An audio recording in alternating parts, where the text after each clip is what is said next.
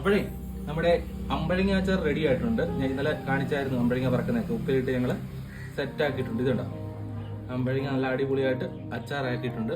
അത് ഞാൻ അതിൻ്റെ ഒരു ഇത് കാണിച്ചു തരാം. ഇതുണ്ടോ, അതായത് അമ്പഴങ്ങ ഇങ്ങനെ എടുക്കുക, നമ്മൾ റെഡിയായി സെറ്റായി. കാരണം നമ്മൾ ഉപ്പും പുളിയൊക്കെ നോക്കണമല്ലോ. അതുകൊണ്ട് നമ്മൾ ഇതൊന്ന് എടുത്തിട്ട് ഞാൻ ഒന്ന് റെഡിയാക്കി കാണിക്കാം എങ്ങനെയാണ് ഇതിൻ്റെ ഒരു സെറ്റപ്പ്. അച്ചാറാണ്, അമ്പഴങ്ങ അച്ചാർ കുറച്ചേ ഉള്ളൂ. അപ്പോൾ ഞാനിത് സാധാരണ നമ്മൾ കൂടുതൽ കീറി ഇടാറുണ്ട്. ഇത് മുഴുവനെയാണ് ഇട്ടേക്കുന്നത്. അതെന്താ കാരണം എന്നറിയോ?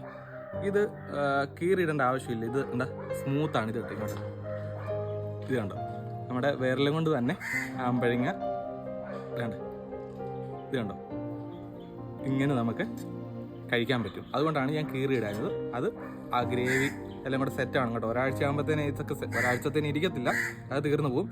അപ്പോൾ അമ്പഴങ്ങ ഇഷ്ടപ്പെടുന്നവർ ഓടി വാ, ഞാൻ ടേസ്റ്റ് ചെയ്ത് നോക്കട്ടെ. പിന്നെ ഇപ്പം റെഡിയാക്കിയതേ ഉള്ളൂ. അതിന് ഉപ്പുണ്ടോ പുളിയുണ്ടോ അതൊക്കെ നോക്കണമല്ലോ. അത് ഒന്ന് കഴിച്ചു നോക്കാം. എൻ്റെ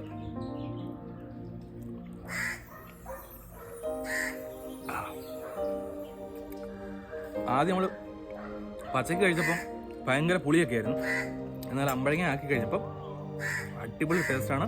ആ പുളിയൊക്കെ മാറി ഒരു പ്രത്യേക പുളി, നമുക്ക് സ്വീകരിക്കാൻ പറ്റുന്നൊരു പുളിയാണ്. അപ്പം അമ്പഴങ്ങ വേണ്ടവർ വാ, കുറച്ചേ ഉള്ളൂ. 1/2 കിലോ 350 രൂപ. വേണ്ടവർ വാ, കുറച്ച് പേർക്ക് തരാം. അപ്പം ഉപ്പും പുളിയൊക്കെ കറക്റ്റാണ്. ഒരാഴ്ച വെച്ചിട്ട് കഴിക്കുന്നതാണ് സെറ്റപ്പ്. പക്ഷേ അതുവരെ ഇരിക്കത്തില്ല, അതിനുമ്പോൾ തീർന്നു പോകും സാധനം. അതുകൊണ്ട് വേണ്ടോ, പച്ച ടൈപ്പല്ല, വേണ്ട ചോറിൻ്റെ കൂടോ പഴകിഞ്ഞിയുടെ കൂടോ. ആഹാ, അടിപൊളി.